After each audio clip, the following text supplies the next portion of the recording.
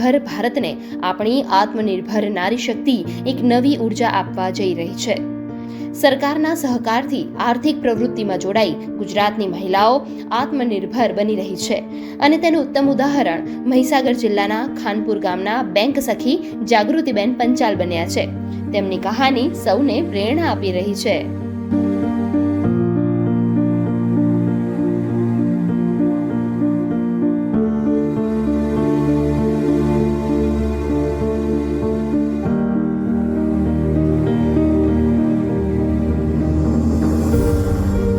8 વર્ષ અગાઉ મિશન મંગલમમાં જોડાવાથી જીવન મંગલમય બનવાની શરૂઆત થઈ।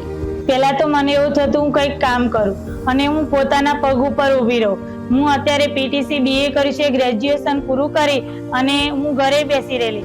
ત્યારે મને એવું થતું કંઈક કામ ધંધો કરું અને નોકરી કરું, જેથી મારી આર્થિક પ્રવૃત્તિમાં સુધારો થાય અને મારા પોતાનો ખર્ચો અને મારા બાળકોનો અને સમાજનો ખર્ચો હું થોડો ઘણો મારે ઘરમાં હું મદદ કરી શકું। આર્થિક સ્થિતિમાં સુધારો થવાના કારણે જાગૃતિબહેનના આત્મવિશ્વાસમાં વધારો થયો અને તેમનો ઉત્સાહ જોઈ મહીસાગર જિલ્લાની મિશન મંગલમની ટીમે તેમને બેંક સખીની તાલીમ આપી। ટીએલએમ મેડમે મને બેંક સખીની તાલીમ અપાવી। બેંક સખીની તાલીમ બરોડા સ્વરોજગાર સંસ્થામાં બેંક સખીની તાલીમ લીધી। બેંક સખીની તાલીમ લીધા પછી હું બરોડા ગુજરાત ગ્રામીણ બેંક મોટા ખાનપુરમાં બેંક સખી તરીકે કામ કરું છું। મારી બહેનો પહેલા ફાઇનાન્સની લોનો લેતી હતી, અત્યારે સખી મંડળ દ્વારા બરોડા ગુજરાત ગ્રામીણ બેંકમાંથી ક્રેશ ક્રેડિટની લોન લે છે। ઓછા વ્યાજે 7% વ્યાજ દરે બહેનો સીસી લોન લે છે અને 10 મહિનાની અંદર પૂરી પણ કરે છે। અને અમારા ભાઈઓ અને બહેનોને અને બાળકોને બેંકમાં ભીડમાં લાંબી લાઈન સુધી ઊભું રહેવું પડતું હતું, અત્યારે મારા સેન્ટર પર દ્વારા આવી અને કોઈ પણ સમયે પૈસા ઉપાડી જાય છે અને એમને લાઈનમાં ઊભું રહેવું પડતું નથી। તેમના આ સીસીસી સેન્ટરના કારણે ગામની મહિલાઓ, વૃદ્ધો અને બાળકો માટે નાણાંની લેવડ દેવડ સરળ બની અને તેમને વધારે સુવિધાઓ મળવા લાગી। જેટલું કામ કરીશું એટલું આપણને આશીર્વાદ આપશે અને કોઈ પણ ચાર્જ લીધા વગર હું એમને પૈસા ઉપાડી આપું છું।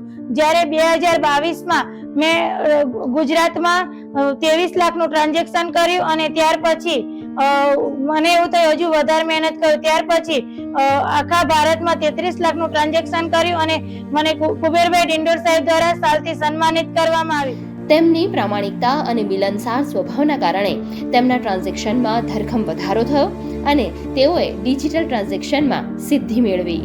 મને જોઈને અને ઘણી બધી બહેનો કે આ બેન આમ કામ કરી શકે છે પણ હું પણ કેમ ના કરી શકું, અને મેં બીજી બહેનોને પણ પ્રોત્સાહિત કરી છે કે તમે પણ મારી જેમ કામ કરો અને ખૂબ આગળ વધો અને ઘરમાં પણ મદદરૂપ થઈ। અમારી મંડળની બહેનો કે બીજા મંડળની બહેનો પણ લખપતિ દીદી બનવાનો પ્રયત્ન કરે છે અને હું પણ લખપતિ દીદી અત્યારે હું મહિને 15 થી 20 હજાર રૂપિયા કમાઈ શકું છું। દુકાન પણ ચલાવું છું અને બીસી પોઈન્ટ પણ ચલાવું છું અને બેંક સખીનું પણ કામ કરું છું અને ઘરનું પણ બધું કામ કરું છું, જેથી મારા બાળકોને કોઈ પણ વસ્તુ લાવવું હોય તો પણ એમને હું પૈસા આપી શકું છું।